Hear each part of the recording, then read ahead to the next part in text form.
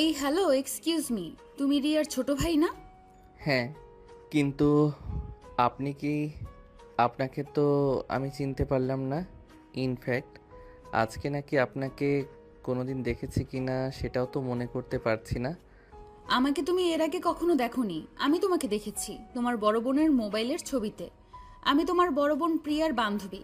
আচ্ছা, তুমি আমাকে এখন এটা বলেছো রিয়া আজ ভার্সিটিতে আসেনি কেন? আসলে আপুর শরীরটা আজ ভালো নেই। তারা নাকি খুব বেশি মাথা ব্যথা করছে। তাই আমি জিজ্ঞাসা করলাম, সে বলল ভার্সিটিতে আসতে পারবে না। ও আচ্ছা, ঠিক আছে। এই নাও, এই নোটগুলো রিয়াকে দিয়ে দিও। এখানে আজকের পড়ালেখা আছে। আচ্ছা আপু, ঠিক আছে, কোনো সমস্যা নেই। আমি আপুর কাছে এগুলো পৌঁছে দিব। বাই দ্য ওয়ে, আপু একটা কথা বলার ছিল, যদি কিছু মনে না করেন। হ্যাঁ, বলো না, তুমি কি বলবে? তুমি তো আমার বান্ধবীর ছোট ভাই, আমার ছোট ভাইয়ের মতোই। তাই কি বলবে বলো। না মানে আপু, আপনি দেখতে মাশাআল্লাহ অনেক সুন্দর। আপনাকে আমার খুব ভালো লেগেছে। ধন্যবাদ। আমি ছোটবেলা থেকেই সুন্দর। আমার আম্মু আমাকে বলতো ছোটবেলায় নাকি আমি আরো বেশি কিউট ছিলাম। আপনি কিন্তু এখন অনেক কিউট। আচ্ছা আপু, আপনার বাসা কোথায় জানতে পারি? সেটা তুমি আমাকে জিজ্ঞাসা না করে তোমার বোনের কাছে জিজ্ঞাসা করলেই তো পারো। তোমার বোন আমার ব্যাপারে সবকিছুই জানে। যাই হোক, এখন আমি আসি। আমার বাসায় যাওয়ার সময় হয়ে গেছে। ওদিকে ড্রাইভার আঙ্কেলও চলে এসেছে। এই বলে মেঘা সেখান থেকে চলে গেল। আর আকাশ মেঘা চলে যাওয়ার দিকে তাকিয়ে আছে। আকাশ এটা মেয়ে দেখছে নাকি আকাশের পরি সেটাই বুঝতে পারছে না। একটা মেয়ে মানুষ এতটা সুন্দর হতে পারে, আকাশ জীবনে এই প্রথমবার দেখল। সত্যি সে এত সুন্দর মেয়ে মানুষ আজকের আগে কখনোই দেখেনি। মেঘা এতটাই সুন্দরী যে আকাশ যেন প্রথম দেখায় ক্রাশ খেয়ে ফেলল। যাই হোক, এরপর আকাশ কিছুক্ষণ সেখানে দাঁড়িয়ে থাকলেও ততক্ষণে মেঘা সেখান থেকে চলে গেছে। তারপর সে ভার্সিটি থেকে বের হয়ে বাসায় চলে আসলো। বাসায় আসতেই সে তার বোনের রুমে চলে গেল। আপু, এই নোটগুলো তোর বান্ধবী আমাকে দিয়েছে। ও আচ্ছা, ঠিক আছে।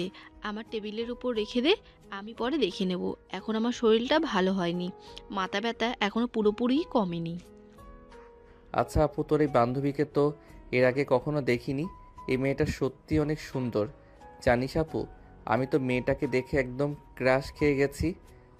দেখ, সব বাজে বকা বন্ধ কর। ভুলে যাস না মেয়েটা তোর চাইতে বয়সে বড়।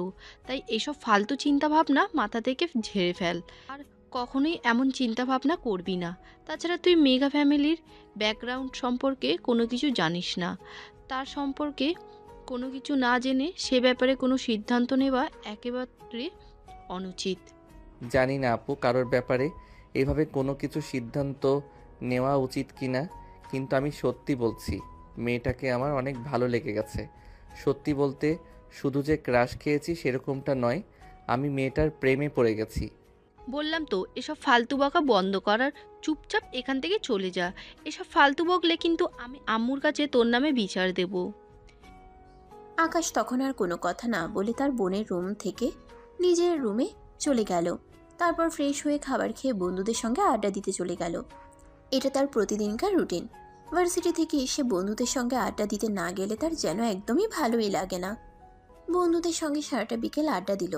আর তারপর সন্ধ্যার পরে বাসায় ফিরে আসলো। বাসায় এসে আর কি পড়াশোনা। বাসায় এসে যদি পড়তে না বসে তাহলে আম্মু আর বড় বোনের বকা শুনতে হবে। তাই এর চাইতে ভালো পড়তে বসা। পড়া শেষ করে রাতের খাবার খেয়ে ঘুমিয়ে পড়ল। এরপর চলে গেল আরও বেশ কয়েকদিন। সেদিন আকাশ আর রিয়া দুজনে একসঙ্গেই ভার্সিটিতে যাচ্ছিল। ভার্সিটিতে প্রবেশ করা মাত্রই হঠাৎ করেই মেঘার সঙ্গে দেখা হয়ে গেল। এই যে, hello miss, how are you? তুমি কি আমাকে কিছু বলছো নাকি? হ্যাঁ, এখানে তো তুমি ছাড়া অন্য কেউ নেই, তাই তো আমি তোমাকেই বলছি। কেমন আছো তুমি? তুমি আমার ছোট, তাই আমি তোমাকে তুমি করে বলছি। কিন্তু আমি তো তোমার সাথে বয়সে বড়। তুমি কেন আমাকে তুমি করে কথা বলছো? আপনি ডাক্তার, কেমন জানি পরপর লাগে, তাই আমি সচরাচর কাউকে খুব বেশি একটা আপনি আপনি করে কথা বলি না। আমার যাদেরকে ভালো লাগে আমি তাদের সঙ্গে তুমি তুমি করেই কথা বলে যাই। যাই হোক, আমি কিন্তু এখন আমার উত্তরটা পেলাম না। এই তো আলহামদুলিল্লাহ ভালো আছি। তোমার কি অবস্থা? তুমি কেমন আছো? ভালো নেই। ভালো থাকার চেষ্টা করি কিন্তু ভালো থাকতে পারি না। কেন, তোমার আবার কি এমন হলো যে তুমি ভালো থাকার চেষ্টা করেও ভালো থাকতে পারো না? কোনো সমস্যা হয়েছে নাকি? হ্যাঁ, একজনকে ভালোবেসে ফেলেছি, আর তাকে আমি আমার মনের কথা বলতে পারছি না। এটাই সবচাইতে বড় সমস্যা। দেখ আকাশ, এখন কিন্তু একদম বেশি বাড়াবাড়ি হয়ে যাচ্ছে।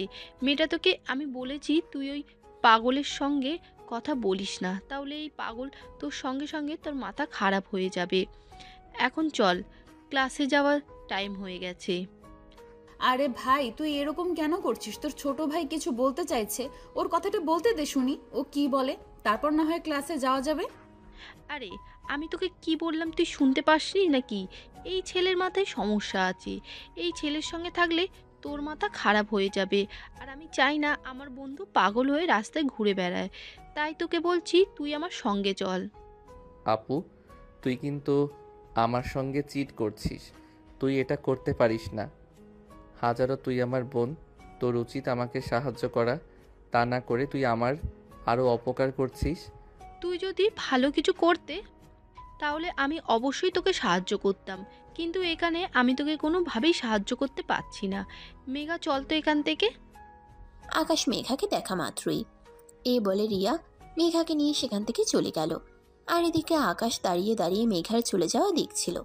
সত্যি মেয়েটা বড্ড মায়াবী, একদম প্রেমে পড়ে যাওয়ার মতো চেহারা। কিন্তু আমার বোন কেন সবকিছু জেনেও না জানার ভান করলো? কেন মনের কথাটা বলতে দিল না? আজ বাসায় গিয়ে বোনের সঙ্গে কথা বলবে বলে ঠিক করে যে আকাশ। আর এই ভাবতে ভাবতে এসে ক্লাসরুমে চলে গেল।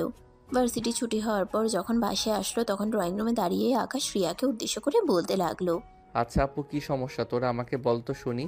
তুই কেন মেঘার সাথে আমাকে কথা বলতে দিলি না? মেঘাকে টেনে হিঁচড়ে এখান থেকে নিয়ে চলে গেলি। কারণ ওই যে তোকে বললাম না, তুই মেঘাকে ভালোবাসিস, ওইটাতে আমার সমস্যা নেই। কিন্তু তুই মেঘার ফ্যামিলির ব্যাকগ্রাউন্ড সম্পর্কে কোনো কিছু জানিস না, ওখানেই আমার সমস্যা। আরে ভাই, আমি মেঘার সঙ্গে সম্পর্ক করতে চাই, ওর ফ্যামিলির সঙ্গে না। ওর ফ্যামিলি যাই হোক তাতে আমার কিছুই যায় আসে না। আমার শুধু মেঘাকে চাই। সত্যি রে ভাই, আমি মেয়েটাকে ভালোবেসে ফেলেছি। এই জন্যই তো বলছি এমন কিছু করিস না যেটা তোর জীবনে অভিশাপ হয়ে দাঁড়ায়। কারণ মেঘার ফ্যামিলির মানুষজন একদম ভালো না। মেঘার ফ্যামিলি ছেড়ে এখানে থাকে একটু শান্তিতে থাকার জন্য। ওর ফ্যামিলির মানুষজন খুব বাজে, ওর বাবার ভাই দুজনই গ্যাংস্টার।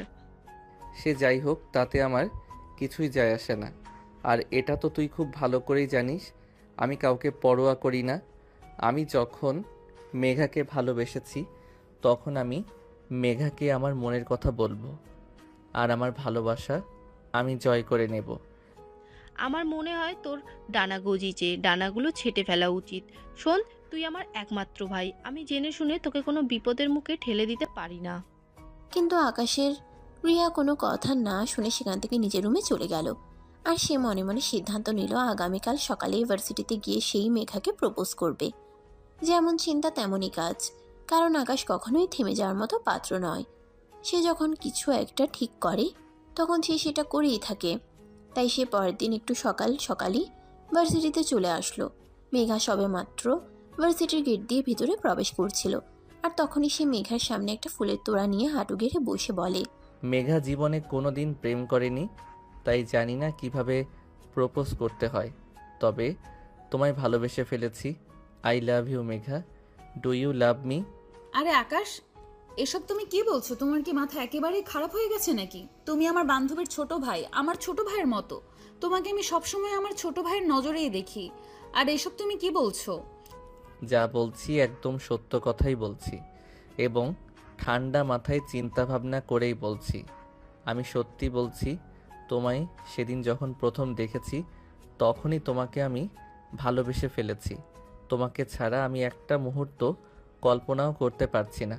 তোমাকে ছাড়া আমার বেঁচে থাকা পসিবল নয়। তাই আজ আমি তোমাকে আমার মনের কথা বলতে গেলাম। প্লিজ ম্যাডাম, তুমি আমাকে অ্যাকসেপ্ট করো। তোমার ভালোবাসা ছাড়া আমি বাঁচতে পারবো না। মেঘা ফ্যামিলির জায়গায়, আর ভালোবাসা ভালোবাসার জায়গায়। আমি তোমাকে ভালোবাসি। তোমাকে ছাড়া আমি বাঁচতে পারবো না। তোমার ফ্যামিলি যেমনই হোক না কেন তাতে আমার কিছু যায় আসে না। আমি তোমাকে ভালোবাসি।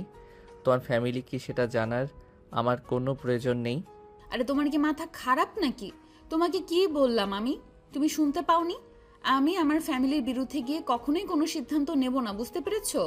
ঠিক আছে, যদি তাই হয় তাহলে আমি তোমার ফ্যামিলির সঙ্গে এ ব্যাপারে কথা বলতে রাজি আছি। তবে তুমি আমায় অ্যাকসেপ্ট করো।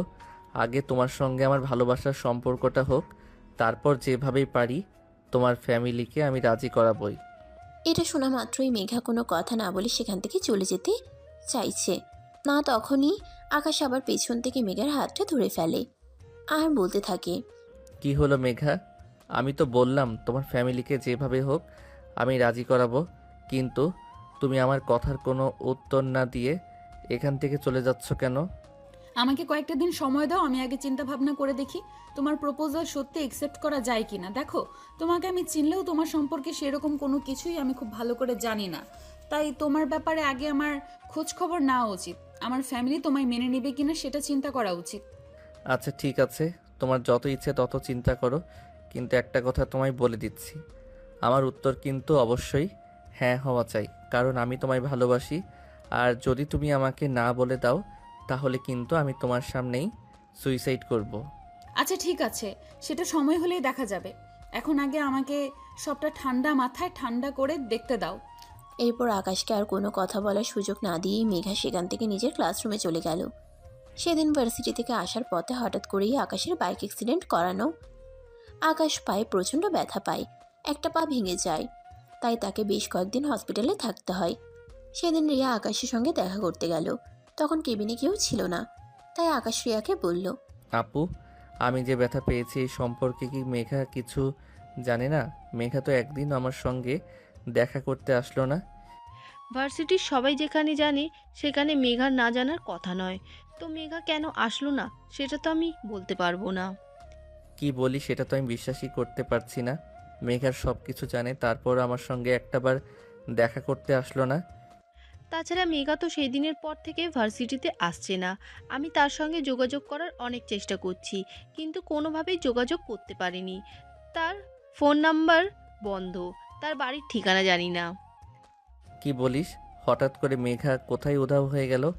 আচ্ছা, তুই একটা কাজ কর, একটা নার্সের কাছ থেকে জিজ্ঞাসা করে আয় আমাকে হসপিটাল থেকে ছুটি দিবে কবে।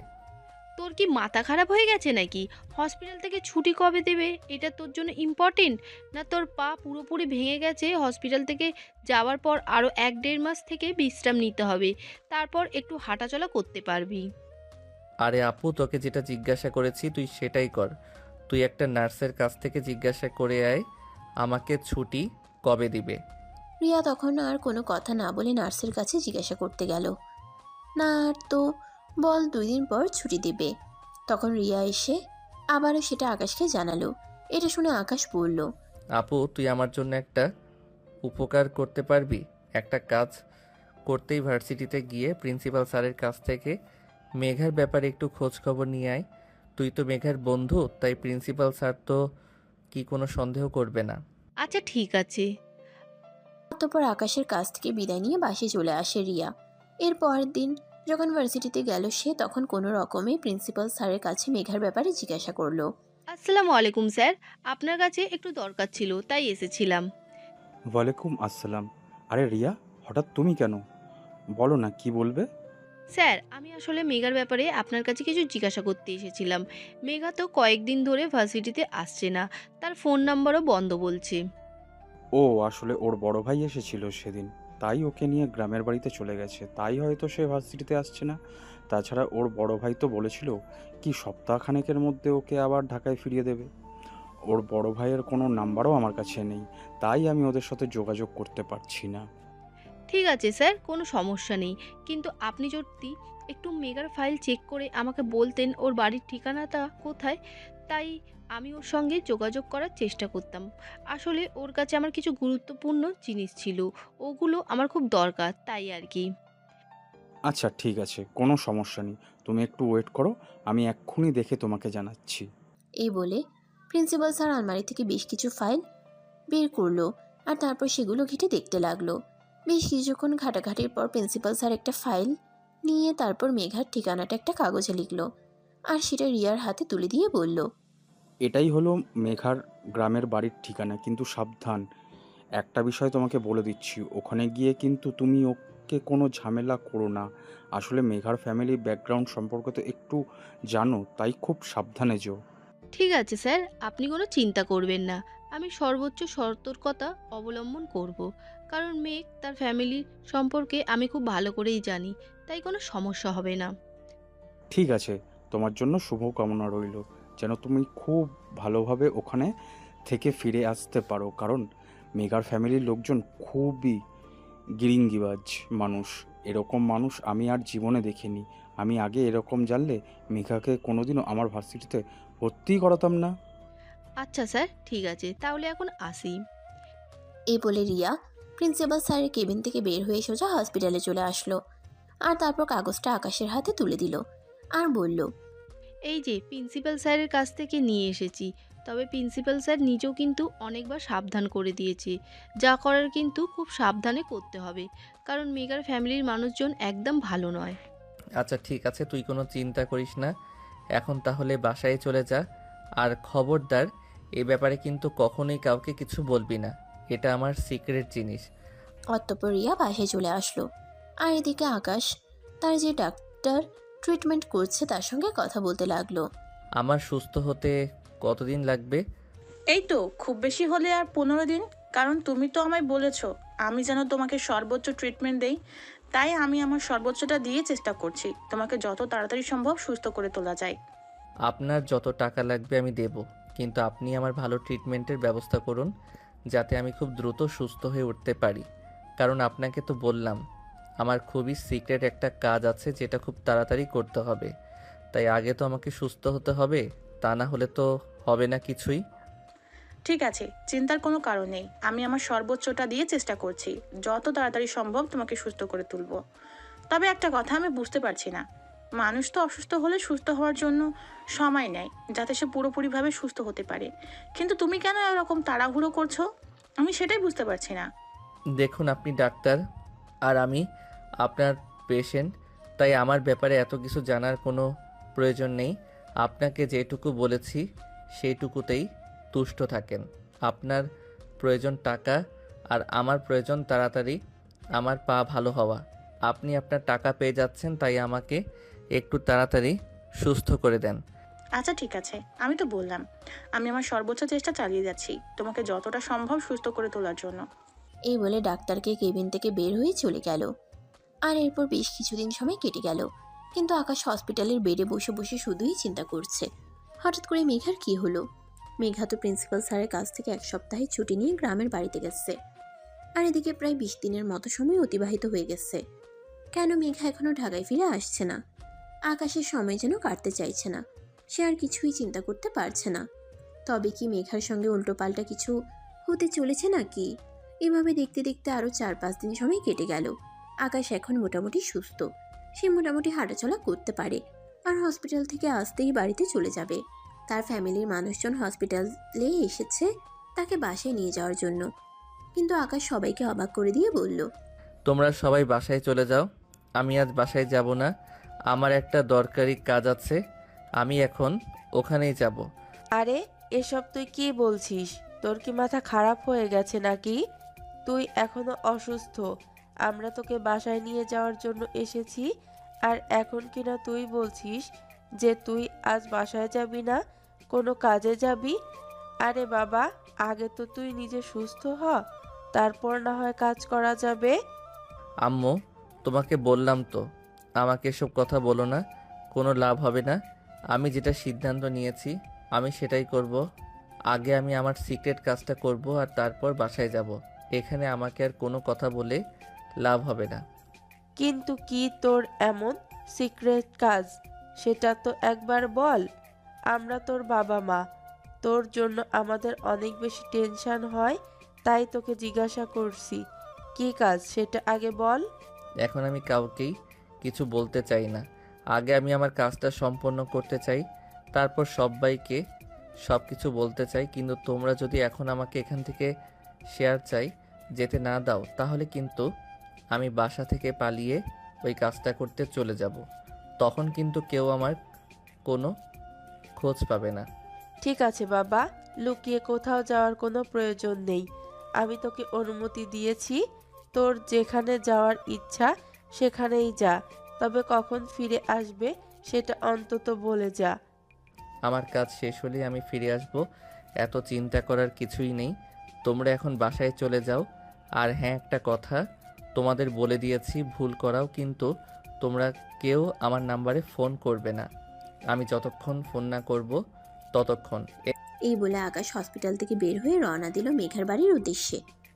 সে যখন হসপিটাল থেকে বের হয় তখন সকাল 7টা বাজে, আর এখন বিকেল 3টা বাজে। ততক্ষণ এসে মেঘার বাড়ির ঠিকানা অনুযায়ী পৌঁছে গেছে। সামনেই দেখতে পেল বিশাল এক অট্টালিকা। সে মনে মনে ভাবলো এটাই হয়তো মেঘাদের বাড়ি, তাই পাশ দিয়ে হেঁটে যাওয়া ছোট্ট একটা মেয়েকে জিজ্ঞাসা করলো, এই মেয়ে, তোমার নাম কি? তুমি কি এখানেই থাকো নাকি? আমার নাম নদী, পরিচয় সামনেই আমার বাড়ি। কিন্তু আপনি কে? আপনাকে তো চিনলাম না। তাছাড়া আপনাদেরকে তো আগে কখনো এখানে দেখিনি। তুমি আমাকে আগে দেখোনি মানে আমার বাড়ি এখানে নয়। আচ্ছা, তোমাকে একটা কথা জিজ্ঞাসা করার ছিল, তুমি কি আমাকে ছোট একটা সাহায্য করতে পারবে? করতে পারবো কিনা জানি না, তবে চেষ্টা করব। বলুন, আমি আপনাকে কি সাহায্য করতে পারি? দেখো, আমি শহর থেকে এসেছি, তুমি আমাকে শুধু ছোট্ট একটা ইনফরমেশন দিবে, কিন্তু এই কথা কাউকে বলতে পারবে না। ঠিক আছে, বলবো না, তবে তার জন্য আমাকে চকলেট খাওয়ার জন্য টাকা দিতে হবে। আপনি আমাকে 50 টাকা দিবেন, তাহলে আমি আপনাকে বলে দেব। আচ্ছা ঠিক আছে, এই নাও, এখানে 100 টাকা আছে, এটা দিয়ে তুমি তোমার মন মতো চকলেট কিনে নিও। তবে তুমি শুধু আমাকে ছোট্ট করে একটা কথা বলো, এটা কি মেঘাদের বাড়ি? মানে যে ঢাকা ইউনিভার্সিটিতে পড়াশোনা করে?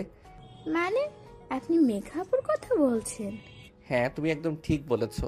এটা কি ওদের বাড়ি নাকি সেটাই আমি তোমার কাছে জানতে চেয়েছি। হ্যাঁ, এটা তো মেঘা আপুদেরই বাড়ি, কিন্তু সেটা জেনে আপনার কি লাভ?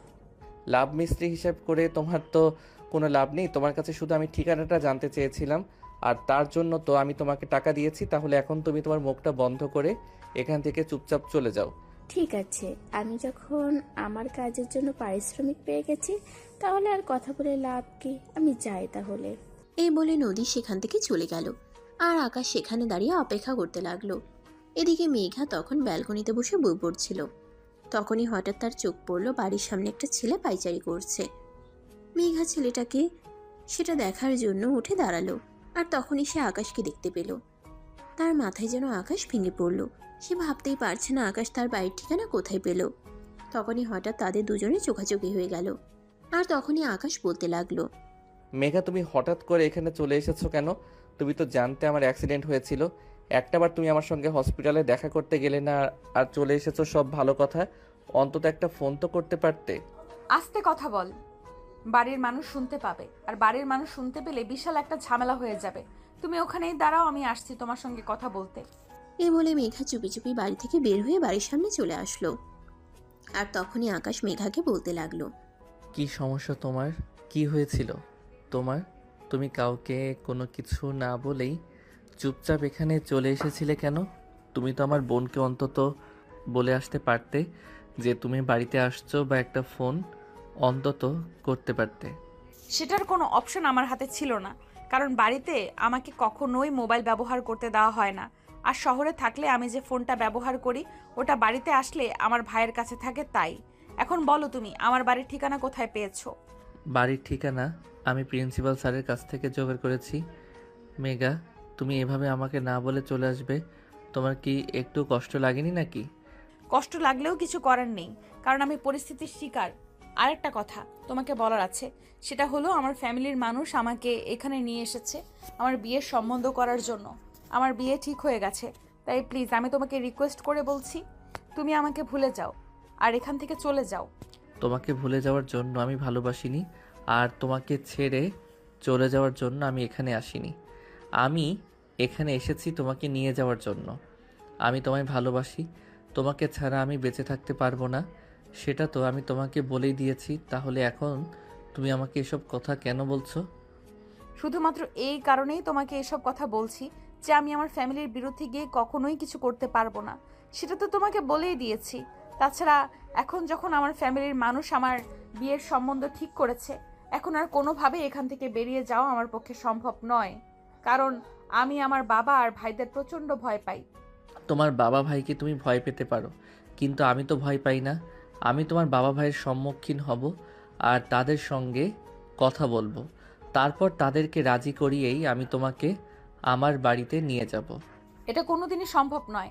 তাই আমি তোমাকে শেষবারের মতো বলছি, তুমি এখান থেকে চলে যাও। আমার ভাই কিংবা আমার বাড়ির মানুষ যদি তোমাকে দেখতে পায় তাহলে তোমাকে একদম খুন করে ফেলবে। তোমাকে না পেয়ে বেঁচে থাকার চাইতে মরে যাওয়া অনেক ভালো। ভালোবাসাবিহীন মানুষ কখনোই বেঁচে থাকতে পারে না। আকাশ, তোমার সঙ্গে আমার ভালোবাসার সম্পর্কটা না হয়ে উঠলেও তুমি আমার বান্ধবীর ছোট ভাই, তাই আমি তোমাকে রিকোয়েস্ট করে বলছি, প্লিজ তুমি এখান থেকে চলে যাও। এমন কিছু করো না যেটা তোমার আর আমার দুজনের জন্যই ক্ষতিকারক হয়। এই বলি মেঘা আসে এখান থেকে দৌড়ে বাড়ির ভিতরে ঢুকে গেল, কারণ তখনই তার বাবার গাড়ি বাড়িতে প্রবেশ করছিল। কিন্তু আকাশ তখনও সেখানে ঠাই দাঁড়িয়ে আছে। মেঘার বাবা গাড়ি থেকে নেমে আকাশকে দেখে নিজের কাছে ডেকে নিলেন। এই ছেলে, কে তুমি?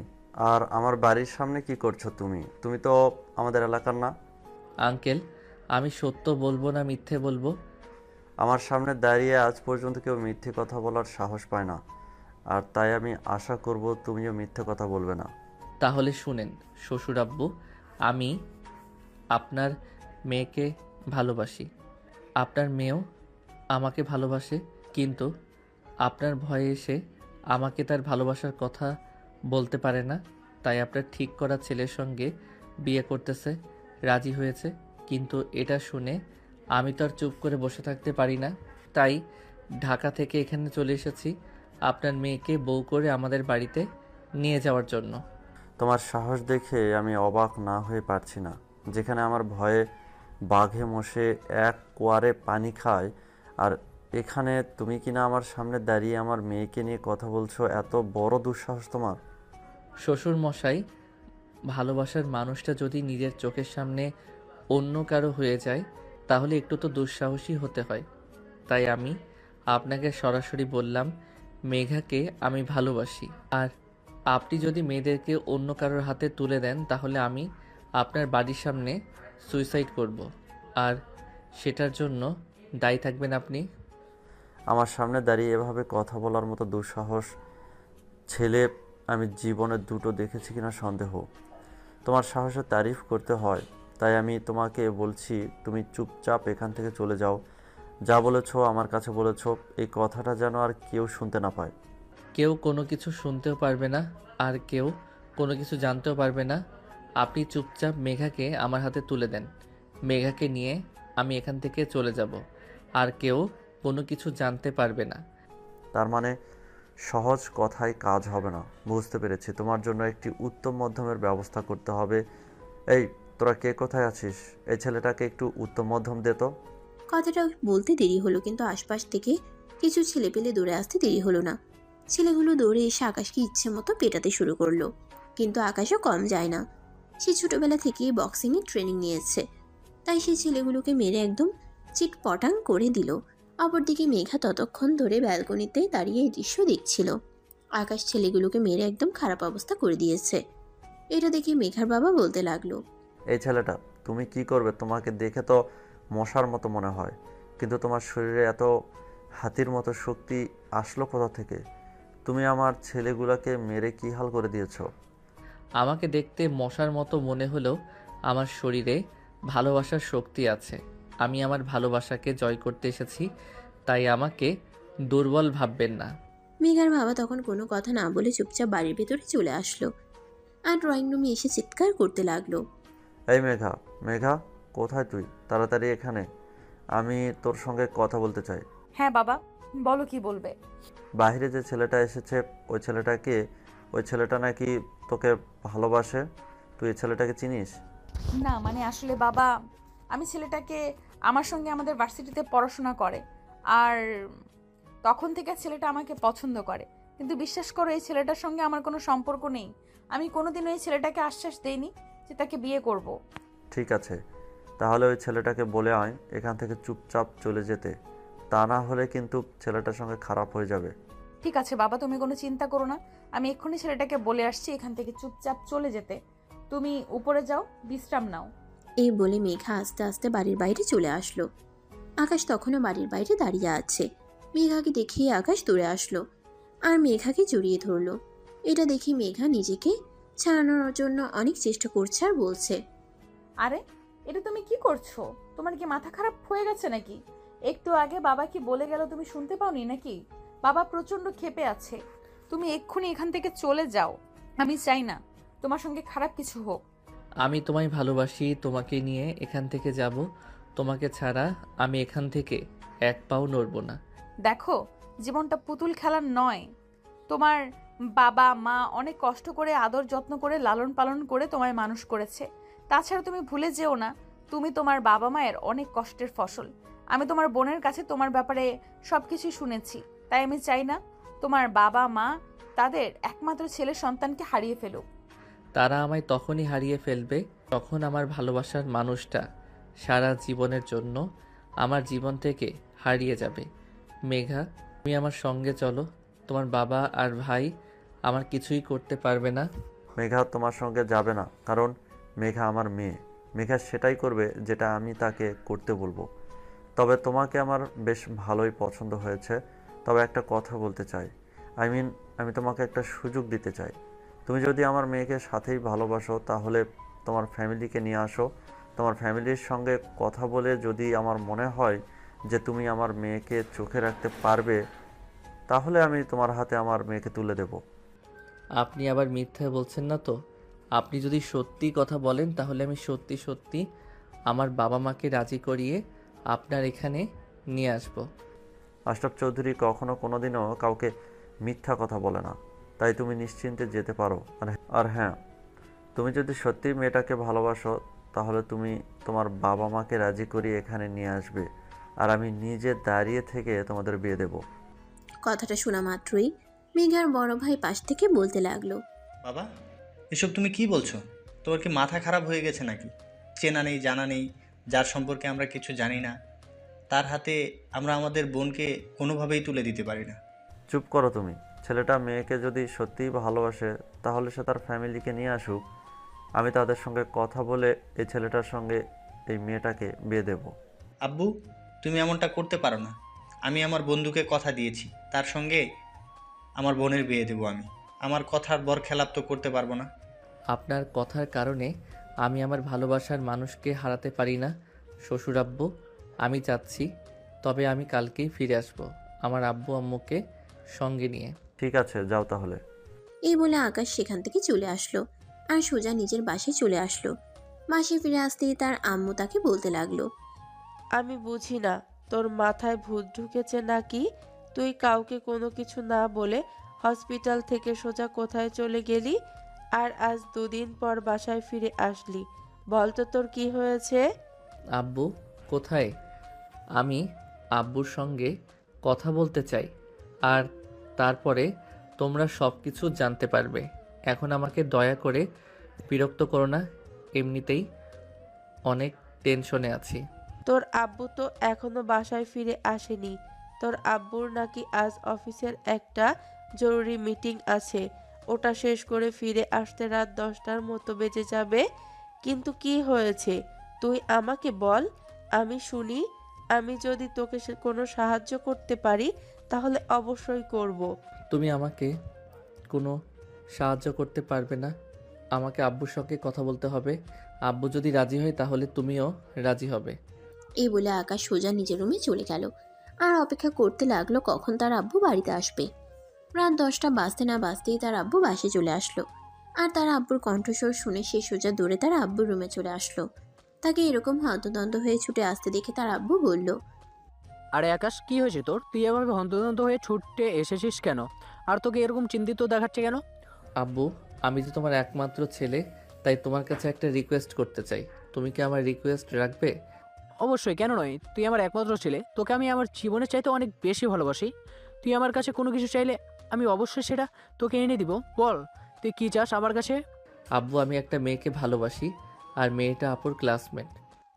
আরে কি বলছিস তুই এসব? তোর কি মাথা খারাপ হয়ে গিয়েছে নাকি? তুই তোর চাইতে বয়সে বড় একটা মেয়েকে কি করে ভালোবাসতে পারিস? দেখো আব্বু, ভালোবাসা কখনো জাতকাল পাত্র বেঁধে হয় না। আমি মেয়েটাকে ভালোবাসি, এটাই সবচাইতে বড় কথা। তাছাড়া আমি হসপিটাল থেকে সোজা ওই মেয়েটার বাড়িতে গিয়েছিলাম, আর তার বাবা বলেছে আমি যদি মেয়েটাকে সত্যি ভালোবাসি তাহলে আমার ফ্যামিলির মানুষকে রাজি করিয়ে ওদের বাড়িতে নিয়ে যেতে। তাই আমি তোমাদের সঙ্গে কথা বলতে এসেছি।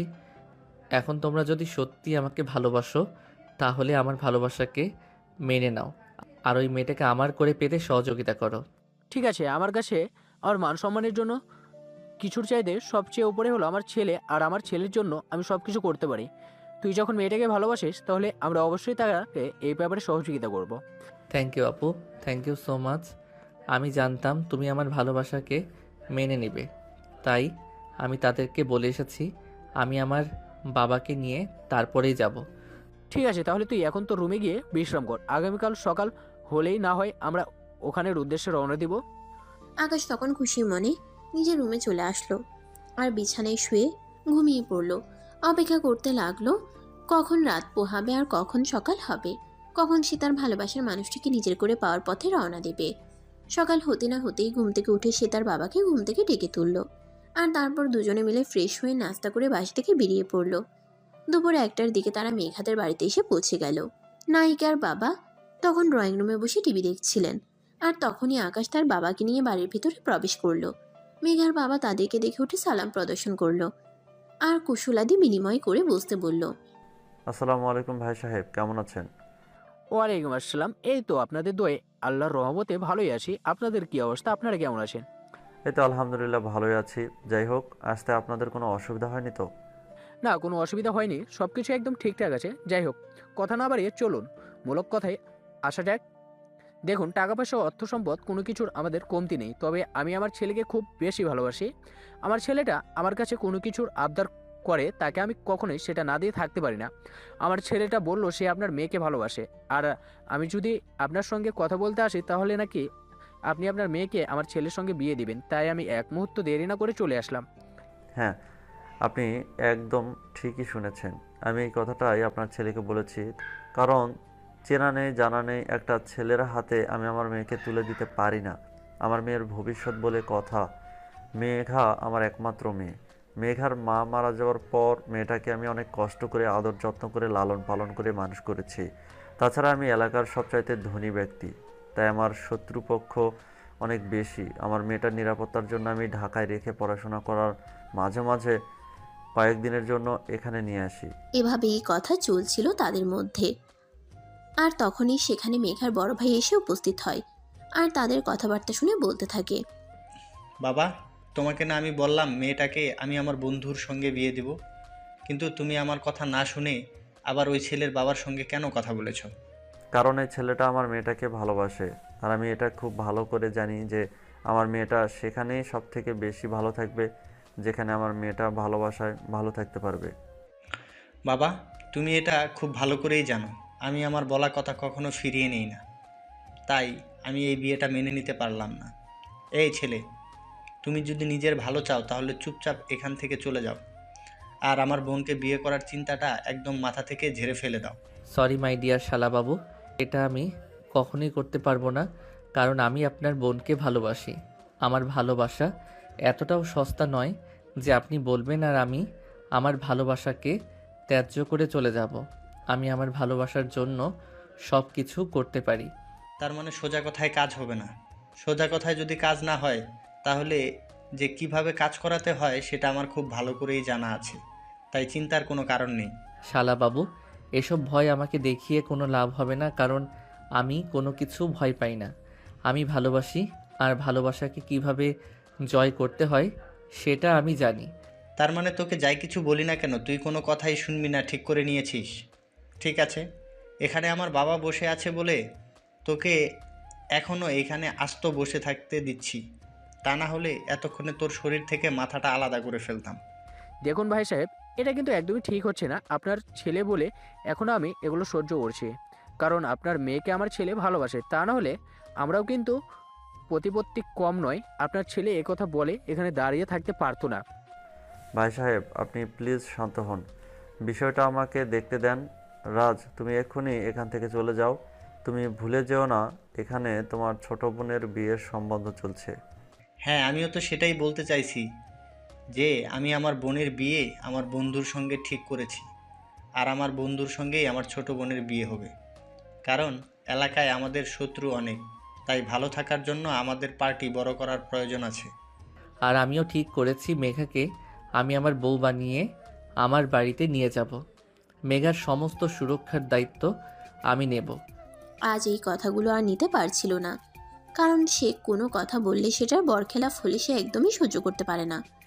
তাই সে প্রচণ্ড রকম ক্ষেপে গেল, আর তখনই আকাশের শার্টের কলার ধরে ফেলল। আর এটা দেখে আকাশ অনেক রেগে গেল। তোকে বললাম না, তুই চুপচাপ এখান থেকে চলে যা। আমার বোনকে তুই কোনোদিনই বিয়ে করতে পারবি না। শার্টের কালারটা ছেড়ে দেন বলছি। আপনি আমার হবু শালাবাবু, তাই এখনও সম্মান দিয়ে কথা বলছে, কিন্তু আমার ধৈর্যের সীমা অতিক্রম করবেন না, তাহলে কিন্তু খুব খারাপ হয়ে যাবে বলে দিলাম। এই, আমার বাড়িতে দাঁড়িয়ে তুই আমাকে থ্রেট দেস? আমি তো তোকে বললাম তুই এখান থেকে চলে যা। আমার বোন তোকে বিয়ে করবে না। আপনার বোন আমাকে বিয়ে না করলেও আমি আপনার বোনকেই বিয়ে করব ডিয়ার শালাবাবু। এই বলে আকাশ এক ঝটকায় রাজের হাতটা তার শার্টের কলার থেকে ছাড়িয়ে নিল। আর রাজ তখন রাগে ফুসফুস করতে করতে সেখান থেকে চলে গেল।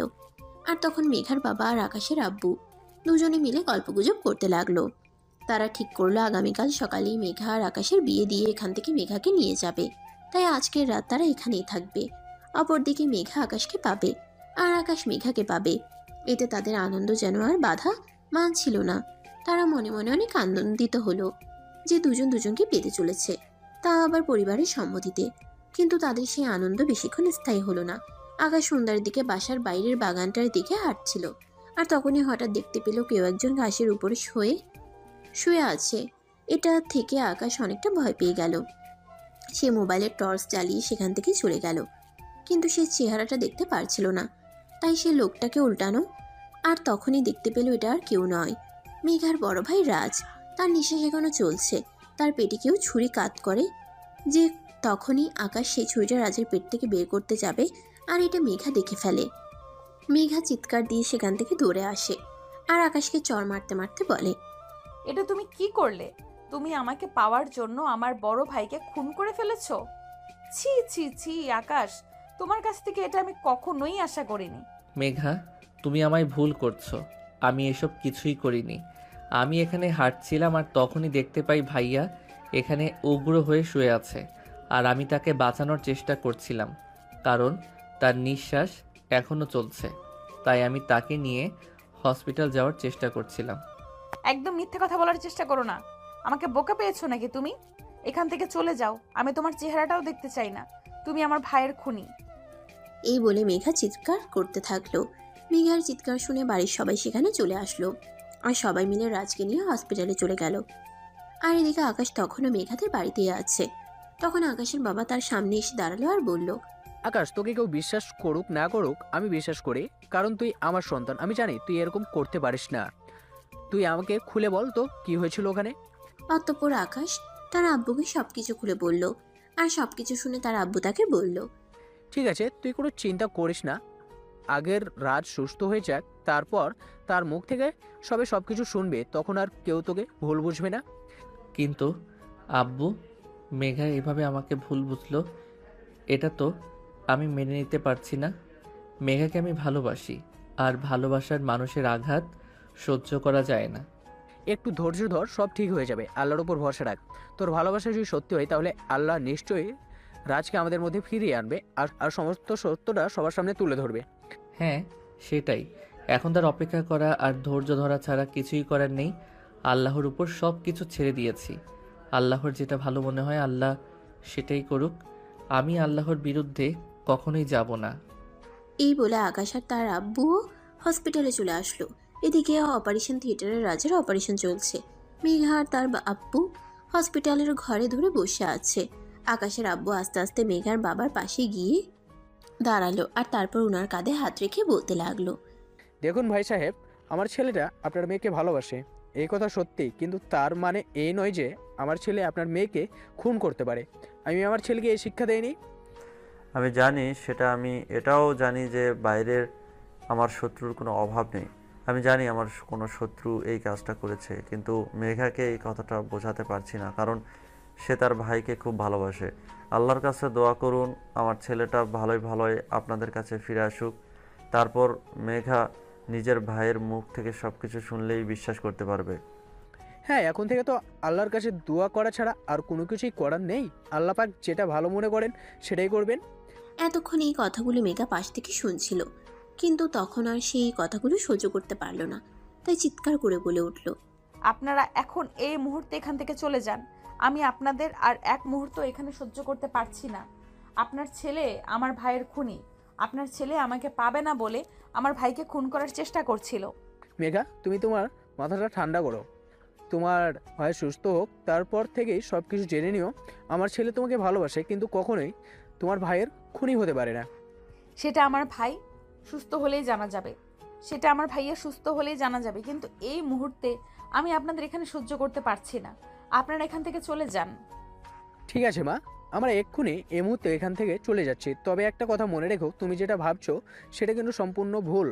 একদিন তুমি নিজেই নিজের ভুল বুঝতে পারবে এবং আমার ছেলের কাছে তুমি নিজেই ফিরে যাবে।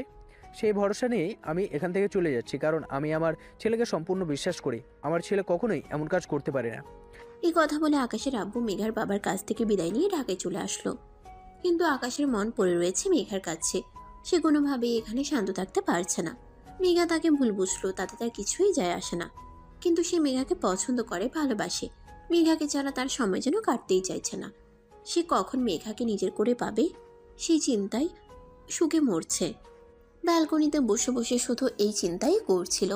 তখনই আকাশের আম্মু সেখানে আসলো আর তাকে এরকম বিষণ্ণ মনে বসে থাকতে দেখে বলল, বাবা, তুই এভাবে মন খারাপ করিস না। তুই আমাদের সন্তান। আমরা জানি তুই এরকম কোনো কাজ করতে পারিস না। মেঘা, ভাইকে সুস্থ হতে দে। মেঘার ভাই নিজের মুখে সবটা বললে মেঘা অবশ্যই সেটা বিশ্বাস করবে। হ্যাঁ আম্মু, আমি শুধু সেটার জন্যই অপেক্ষা করছি। ভালোবাসার মানুষের কাছ থেকে সব কিছু সহ্য করা যায়, কিন্তু তার অবহেলা, অপমান, লাঞ্ছনা এগুলো সহ্য করা যায় না। এরপর দেখতে দেখতে এক সপ্তাহ সময় চলে গেল। ইতিমধ্যে মেঘার বড় ভাই রাজ মোটামুটি সুস্থ হয়ে উঠেছে। আজ ডাক্তার পারমিশন দিয়েছে রাজের সঙ্গে কথা বলার। ভাই, এখন তোর শরীর কেমন আছে? তুই ঠিক আছিস তো? হ্যাঁ বোন, আমি এখন আল্লাহর রহমতে ভালোই আছি। তোদের কি অবস্থা? তোরা কেমন আছিস? এই তো ভাইয়া, আমরাও ভালো আছি। তোকে একটা কথা জিজ্ঞেস করার ছিল। তুই এতদিন সুস্থ হোসনি তাই জিজ্ঞেস করতে পারিনি। আচ্ছা, তুই আমাকে একটা কথা বল, তোর এই অবস্থা কে করেছে? আসলে সেদিন রাতের বেলায় আমি বাগানে দাঁড়িয়ে সিগারেট খাচ্ছিলাম। তখনই পিছন থেকে কেউ একজন আমাকে আক্রমণ করে, আর আমি পিছন ফিরে তাকিয়ে দেখি ওরা ডাকাতের দল ছিল। ওরা আমার কাছ থেকে আমার বাড়ির দলিল আর ব্যাংকের সমস্ত ডকুমেন্ট চাইছিল, কিন্তু আমি সেগুলো তাদের দিতে অসম্মতি জানাই, আর তখনই তারা আমাকে ছুরিঘাত করে। ভাইয়া, তুমি ভুল কিছু বলছিস না তো? তুই ঠিকঠাক ভেবে বল, ওটা কি আকাশ ছিল? না, ওটা আকাশ কেন থাকতে যাবে? তাছাড়া আকাশ কেন এই কাজ করতে যাবে? আকাশ তো তোকে ভালোবাসে আর তোকে নিজের করে পেতে চায়। আকাশ তো তখন ওখানে ছিল না। কিন্তু আমার তো মনে হচ্ছে এই সব কিছুর পেছনে আকাশের হাত রয়েছে।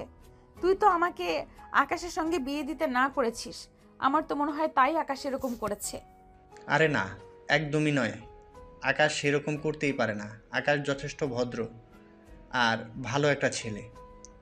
আমি ওই লোকগুলোকে চিনি, ওরা আমাদের এলাকারই। আমি ওদেরকে আইডেন্টিফাই করতে পারবো।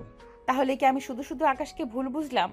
আকাশ তো অনেকবার বলছিল সে এরকম কিছুই করেনি, কিন্তু আমি তো তার কোনো কথাই বিশ্বাস করলাম না। সে আমাকে ভালোবেসে বিয়ে করতে চায়, আর তুই তার সঙ্গে আমাকে বিয়ে দিতে চাস না। তাই তো আমি ভেবেছি সে হয়তো এর জন্যই তোকে মেরে ফেলার চেষ্টা করেছে। আরে না, একদমই নয়। আকাশ অনেক ভালো ছেলে, সে সত্যি তোকে অনেক ভালোবাসে। আকাশকে তুই অযথাই ভুল বুঝলি। তুই এক্ষুনি আকাশকে ফোন কর আর ওকে সরি বল। কিন্তু ভাইয়া, আমি ওকে অনেক কথা শুনিয়ে দিয়েছি।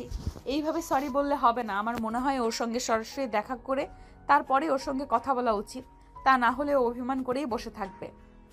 ঠিক আছে, তুই তাহলে এক কাজ কর। আমি এখন মোটামুটি সুস্থ, আমাকে নিয়ে তোর কোনো চিন্তা করতে হবে না। তুই এক্ষুনি আকাশের বাড়ির উদ্দেশ্যে রওনা দে, আর সেখানে গিয়ে সরাসরি তার সঙ্গে কথা বল। কিন্তু ভাইয়া, এইভাবে আমি একটা মেয়ে হয়ে তার বাড়িতে চলে যাওয়াটা কি ঠিক হবে? মানে লোকে কি বলবে? ভালোবাসা হারিয়ে গেলে কেউ ভালোবাসা এনে দেবে না। তাই লোকের কথায় কান না দিয়ে তোর নিজের জন্য যেটা ভালো হয় তুই সেটা কর। আমি তোকে বলছি, তুই আকাশের সঙ্গে দেখা কর, তাকে সরি বল।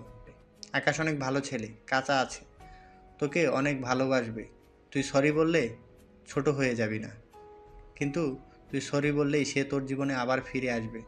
সত্যি আকাশ থেকে অনেক ভালোবাসে আর অনেক ভালো রাখবে। ঠিক আছে ভাইয়া, তুই নিজের খেয়াল রাখিস, আমি তাহলে আসছি। তাই সবার আগে মেঘা তার ভাইয়ের সঙ্গে কথা বলতে গেল। এই বলে মেঘা তখনই হসপিটাল থেকে বের হয়ে ঢাকার উদ্দেশ্যে রওনা দিল। আর সেখানে এসে পৌঁছাতে পৌঁছাতে রাত 9টার মতো বেজে গেল। সে আকাশের বাড়ির সামনে দাঁড়িয়ে আছে, আর তখনই কলিং বেল চাপ দিল। কলিং বেল চাপ দেওয়ার কিছুক্ষণ পরেই রিয়া এসে দরজা খুলে দিল। রিয়া তখন মেঘাকে দেখতে পেয়ে বলল, আরে দোস্ত, কি ব্যাপার হঠাৎ তুই? তাছাড়া এত রাতে আমার বাড়িতে কেন? সব কথা পরে হবে, তুই আগে আমাকে এইটা বল যে আকাশ কোথায়। আমি আকাশের সঙ্গে এক্ষুনি একবার কথা বলতে চাই। তার সঙ্গে কথা বলাটা আমার জন্য খুবই জরুরি। কেন, কি হয়েছে সেটা তো আগে আমাকে বল, আমি শুনি, তারপর নয় তোকে আকাশের সঙ্গে কথা বলার ব্যবস্থা করিয়ে দেবো। আসলে তুই তো শুনেছিস আমার ভাইকে কেউ একজন হত্যা করার চেষ্টা করেছে। আমি ভেবেছিলাম সেটা আকাশ করেছে, কিন্তু আজকেই ভাইয়ার সঙ্গে ডাক্তার কথা বলার অনুমতি দেয়, আর আমি ভাইয়ার সঙ্গে কথা বলে জানতে পারি ওটা আকাশ ছিল না, ডাকাত দলের কেউ ছিল যারা আমাদের ক্ষতি করতে চায়। দেখি তো আমার ভাইটা সত্যি তোকে কতটা ভালোবাসে। আর শোন, আমার ভাই আর যাই করুক, কখনো কোনো মানুষকে খুন করতে পারে না, সেটা যদি তার যমজ শত্রু হয়ে থাকে। আমার ভাই সত্যিই তোকে অনেক ভালোবাসে রে। হ্যাঁ, কিন্তু এখন আকাশ কোথায় আছে সেটা আমাকে বলো। আকাশের সঙ্গে এক্ষুনি আমাকে কথা বলতে হবে। আমি খুব বড় ভুল করে ফেলেছি, আর এরকম ভুল করতে চাই না। উপর দিয়ে ডান দিকে 2 নম্বর রুমটা আকাশের, ওখানে গিয়ে ওর সঙ্গে কথা বল। মেঘা তখন আর কোনো কথার উপেক্ষা না করে সেখান থেকে সোজা উপরে চলে গেল। রুমে গিয়ে দেখতে পেল আকাশ ব্যালকনিতে দাঁড়িয়ে দাঁড়িয়ে সিগারেট খাচ্ছে আর বিষণ্ণ মনে বাইরের দিকে তাকিয়ে আছে। মেঘা তখন আকাশের ঘাড়ে হাত রাখলো। এটা দেখে আকাশ অনেকটা চমকে গেল। পিছন ফিরে তাকিয়ে দেখলো মেঘা তার সামনে দাঁড়িয়ে আছে। সে মেঘাকে দেখেই বলল, মেঘা, তুমি এখানে? হ্যাঁ, আমি আকাশ। প্লিজ তুমি আমাকে ক্ষমা করে দাও। তোমাকে ভুল বুঝে আমি এতগুলো কথা শুনিয়েছিলাম, কিন্তু আমি ভাইয়ের সঙ্গে আজ কথা বলেছি। ভাইয়ের সঙ্গে কথা বলে জানতে পারলাম ওটা তুমি ছিলে না। প্লিজ আমাকে এবারের মতো ক্ষমা করে দাও। আরে পাগলি মেয়ে, তুমি আমার কাছে ক্ষমা কেন চাইছো? আমি জানতাম ওই কাজটা আমি করিনি, তাই আমি তোমার কথায় কিছু মনে করিনি। তাছাড়া আমি এটাও জানতাম যে তুমি তোমার ভাইয়ার সঙ্গে কথা বলে বুঝতে পারবে ওখানে আমার কোনো দোষ ছিল না। হ্যাঁ, আমি ভাইয়ের সঙ্গে কথা বলে জানতে পেরেছি ওগুলো আমাদের শত্রুপক্ষ ছিল। প্লিজ তুমি আমাকে এই শেষবারের মতো ক্ষমা করে দাও। আমি আর কখনোই তোমাকে ভুল বুঝবো না। তাই নাকি? ঠিক আছে, আমি তোমাকে একটা শর্তেই ক্ষমা করতে পারি, যদি আজই তুমি আমায় বিয়ে করো। বিয়ে যখন তোমাকেই করতে হবে তখন তো সময়ের অপেক্ষা করে লাভ নেই। তুমি যখন বলবে তখনই আমি তোমাকে বিয়ে করতে রাজি আছি, কারণ আমি বুঝে গেছি তুমি সত্যিই আমাকে ভালোবাসো। আকাশ, তুমি কোনোদিনও আমায় ছেড়ে যাবে না তো? তোমায় ছেড়ে যাওয়ার আগে যেন এই জীবন চলে যায়। ম্যাডাম, আমি তোমায় ভালোবাসি, তোমায় ছেড়ে যাওয়ার তো কোনো প্রশ্নই আসে না। আমি সারা জীবন তোমার ভালোবাসায় বেঁচে থাকতে চাই। তখন মেঘা আকাশকে জড়িয়ে ধরে আর কান্না করতে থাকে। এটা দেখে আকাশ বলে, এই পাগলি মেয়ে, তুমি এভাবে কান্না করছো কেন? ভালোবাসার মানুষকে পেতে চলেছো, এটা তো অনেক খুশির খবর।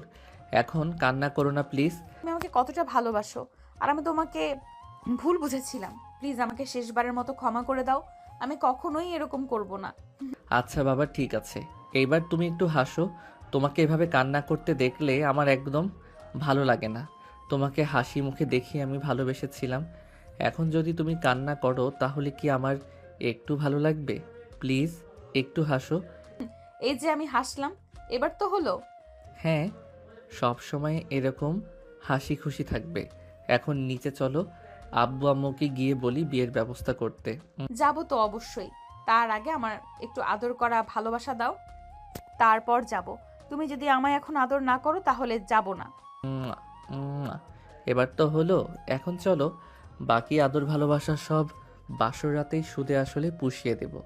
এখন চলো আগে বিয়ের ব্যবস্থাটা তো করি। অতঃপর আকাশ মেঘাকে নিয়ে নিচে চলে আসলো। তারপর সোজা তার আব্বুর রুমে চলে গেল আর তার আব্বুকে সবকিছু খুলে বলল। সবকিছু শুনে তার আব্বু বলল, ঠিক আছে, তোমরা যখন দুজনকে বিয়ে করতে রাজি আছো তখন তো আর আমাদের কোনো সমস্যা নেই। তবে মেঘা, তোমার আব্বু তো এই বিয়েতে রাজি ছিল, তাই আমি তোমার আব্বুর সঙ্গে একটু কথা বলি আর তারপরে তোমাকে জানাচ্ছি।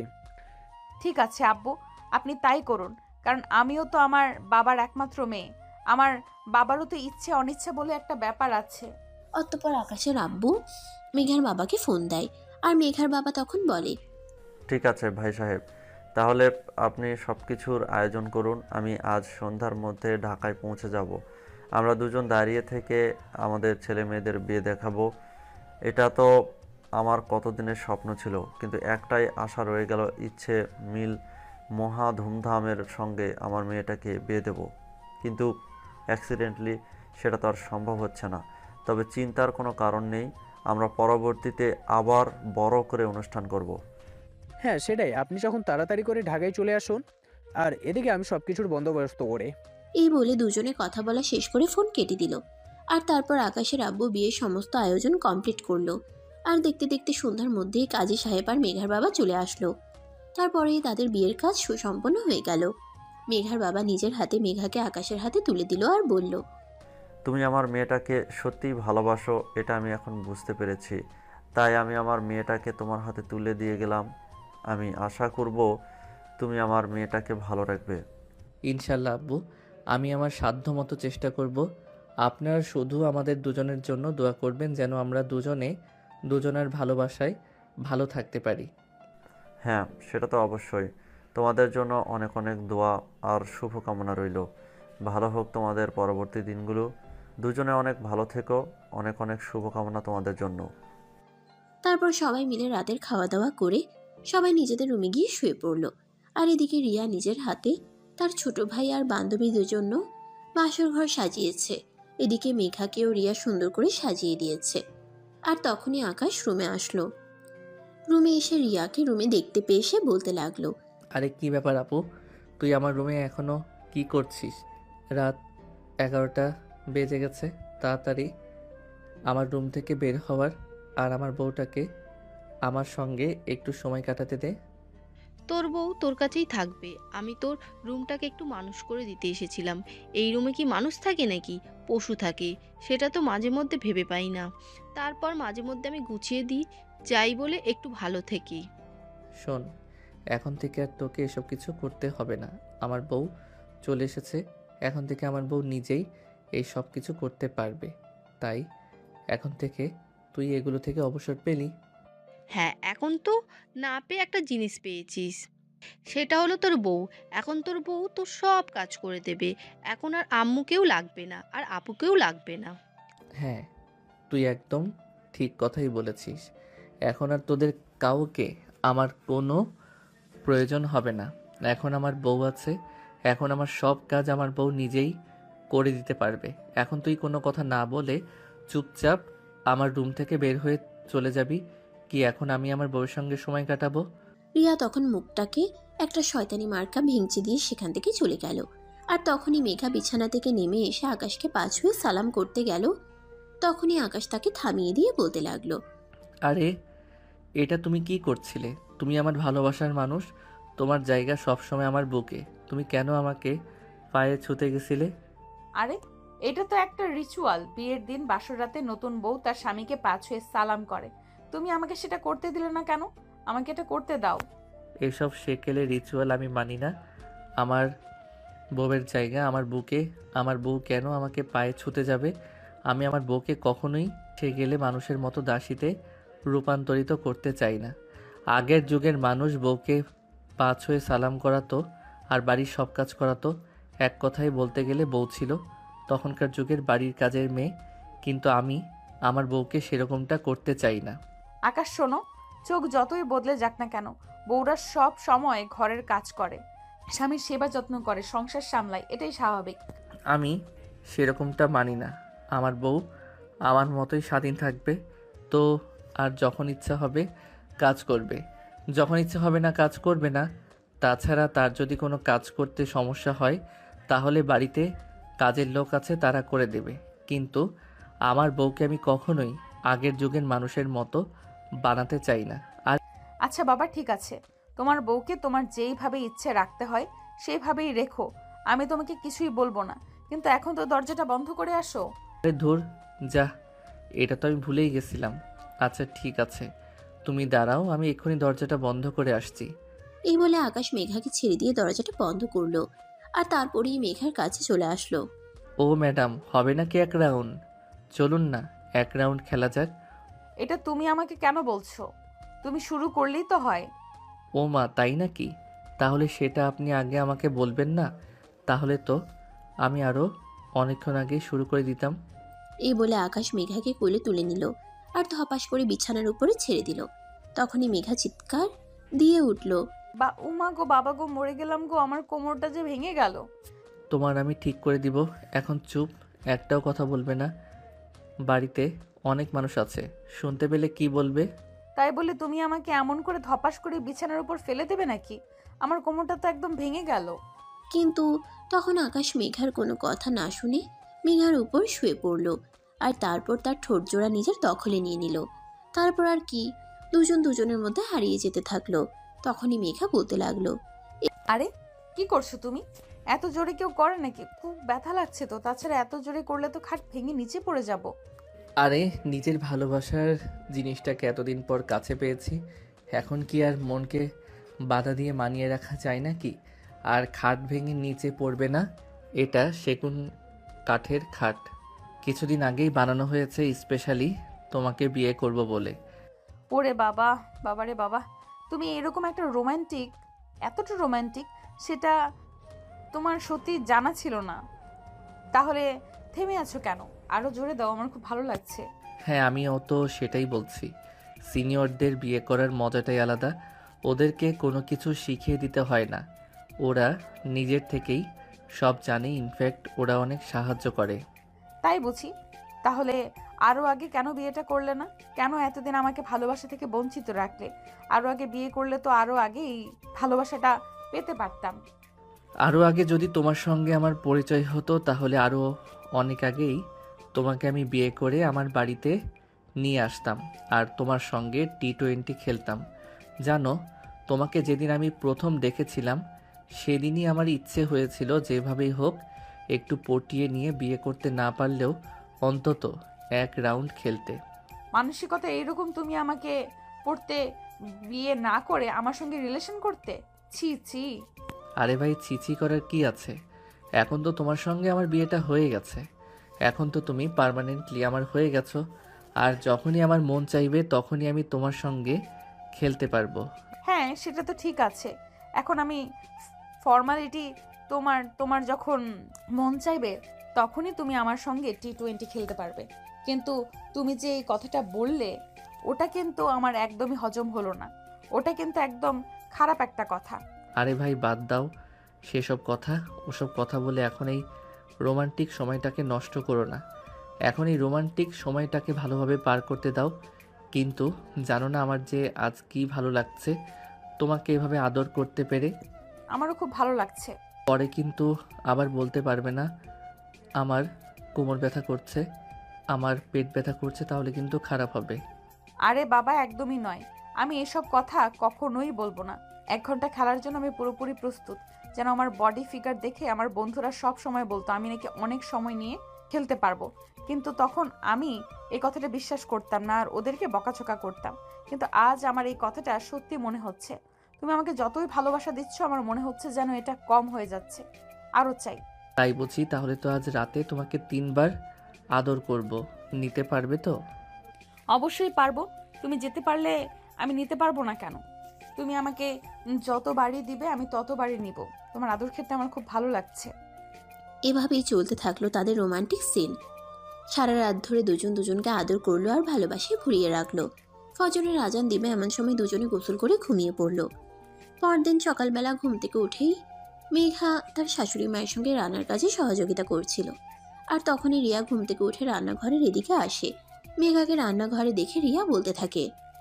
ওরে বাবারে, বাবা এখনো সকাল 8টা বাজলো না আর নতুন বউ দেখি রান্নাঘরে চলে এসেছে শাশুড়ি আম্মুকে রান্না কাজে সহযোগিতা করার জন্য। তো কি করব? তুমি তো আর রান্না করতে আসবে না। তাছাড়া আমার কাজের লোকের হাতে খাবার খেতে একদম ভালো লাগে না।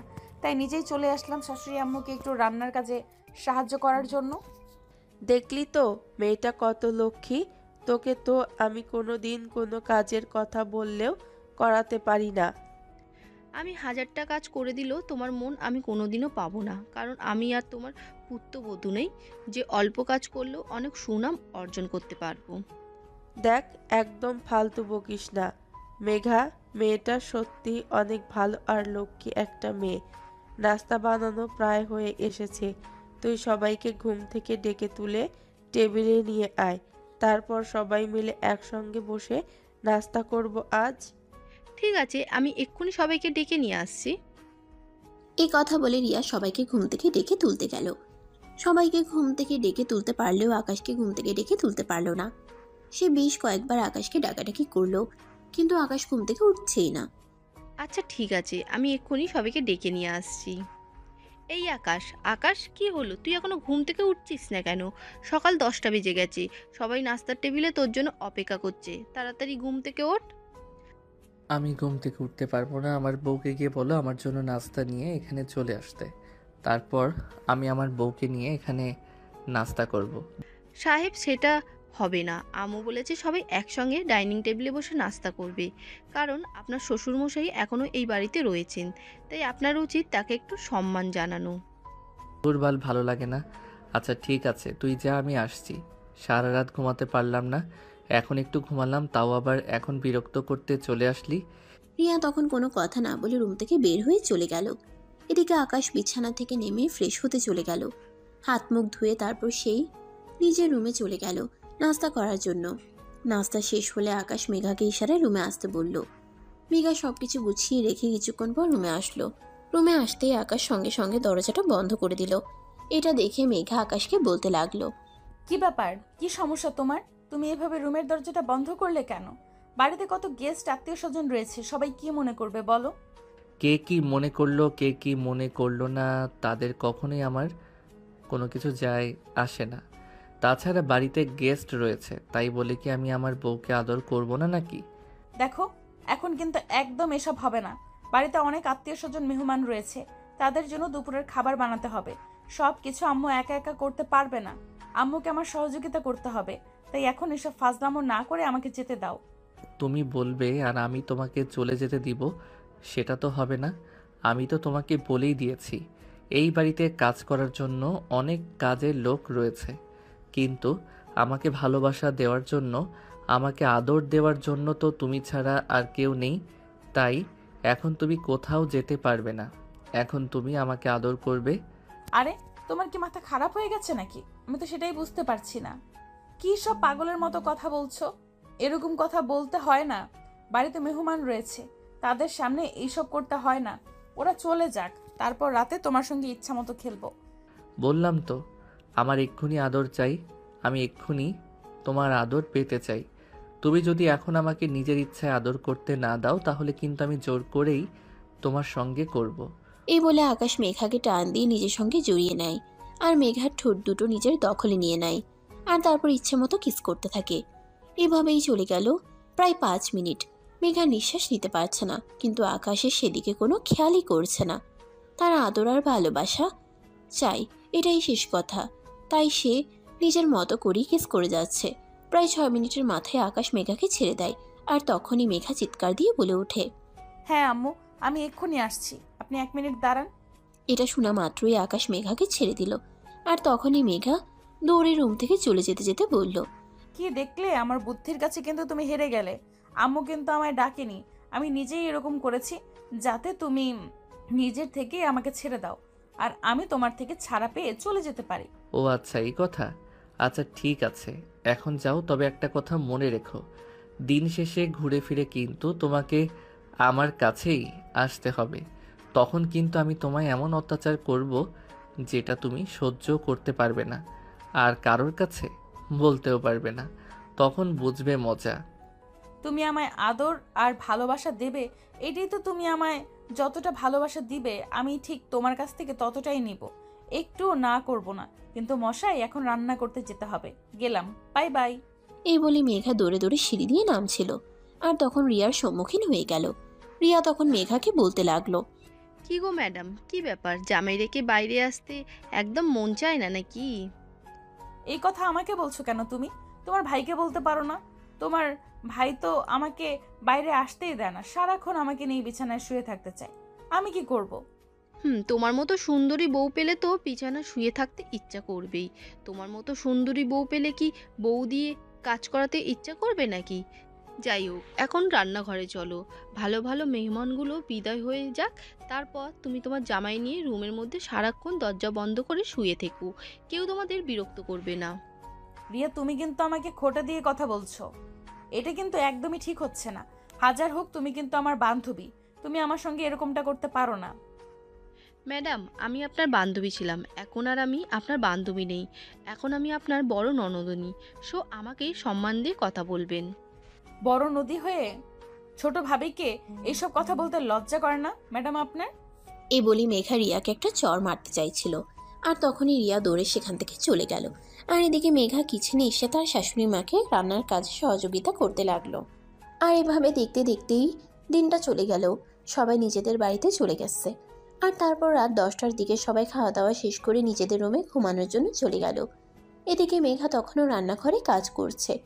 এতগুলো মানুষ খাওয়া দাওয়া করেছে, সেই প্লেটগুলো পরিষ্কার করে রাখতে হবে, তো মেঘা সেগুলোই পরিষ্কার করছিল। তখনই আকাশ মেঘাকে ডাকতে থাকে।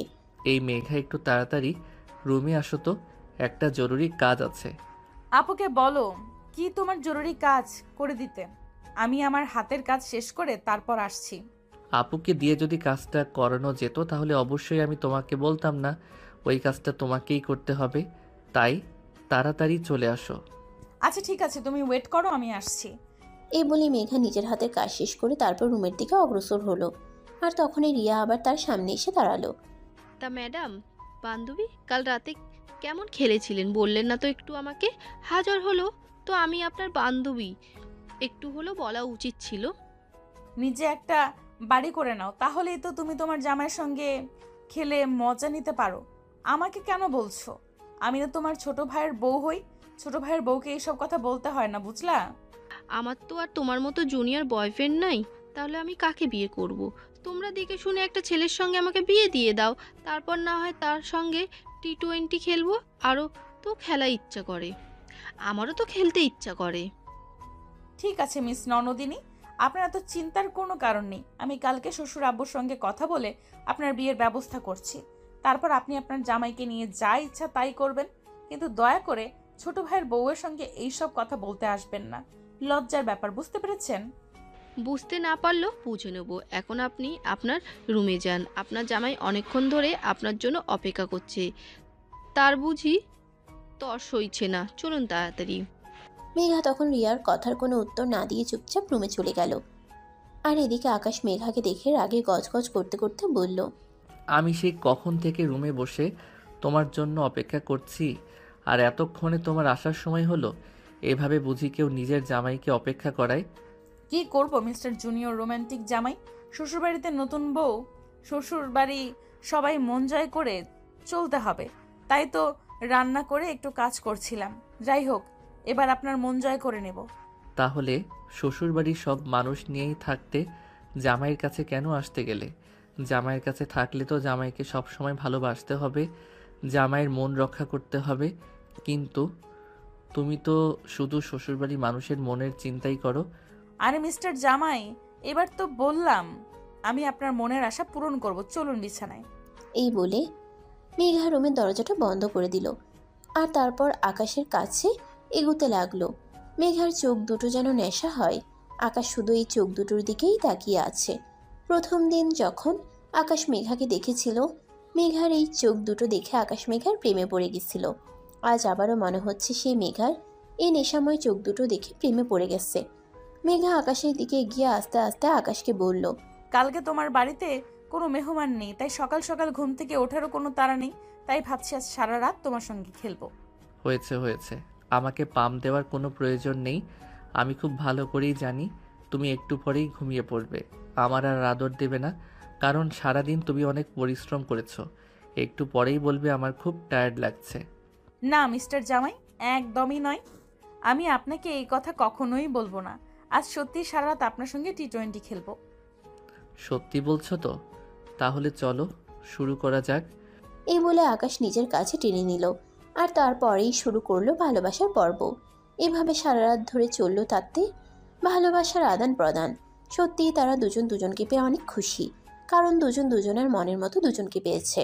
যেমন তারা মনের দিক থেকে ভালো, তেমনি শারীরিক সম্পর্কের দিক থেকেও এক কথায় বলা যায় বেস্ট কাপল। সারা রাত দুজনে খেলাধুলা করে তারপর সকালের দিকে ফ্রেশ হয়ে এসে ঘুমিয়ে পড়ল। তারপর যখন ঘুম ভাঙল তখন আনুমানিক দুপুর 12টার মতো বাজে। দুজন দুজনকে জড়িয়ে ধরে ঘুমাচ্ছে।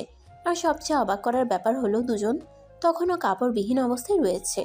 আকাশ মেঘাকে কাপড় পরিধান করতে দেয়নি, কারণ সে মেঘাকে সারা রাত কাপড়বিহীন অবস্থায় দেখতে চেয়েছিল। মেঘাও তার স্বামীর একমাত্র বাধ্য, তাই সে আর কোনো আপত্তি না করে সারা রাত ওভাবেই শুয়ে রইল। ঘুম থেকে মেঘা উঠলেও আকাশের ঘুম থেকে উঠছিল না, তার চোখে রাজ্যের ঘুম। তাই মেঘা আকাশকে ডাকতে লাগলো। এই কি হলো, এখনো ঘুম থেকে উঠছো না কেন?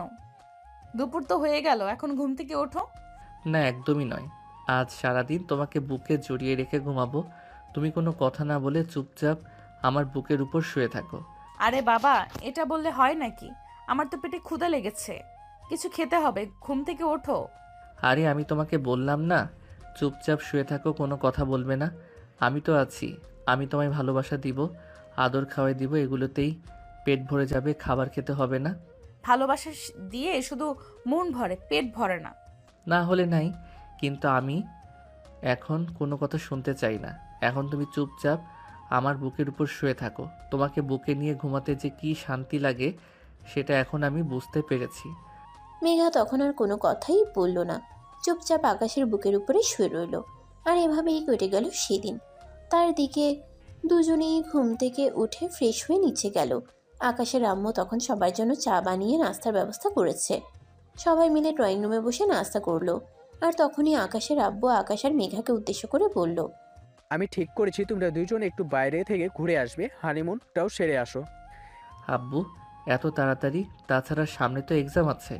এক্সাম নিয়ে পরে চিন্তা করা যাবে, কিন্তু আমার মনে একটা ভীষণ রকমের ইচ্ছে আছে, তাই আমি তোমাদেরকে লজ্জার মাথাতে বলে ফেলতে চাই। ওদের নিয়ে তোমার আবার কি চাই সেটা তো বুঝতে পারলাম না। তাড়াতাড়ি বলে ফেলো আব্বু, আমি টেনশন নিতে পারছি না। তুমি এরকম চিন্তা করছো?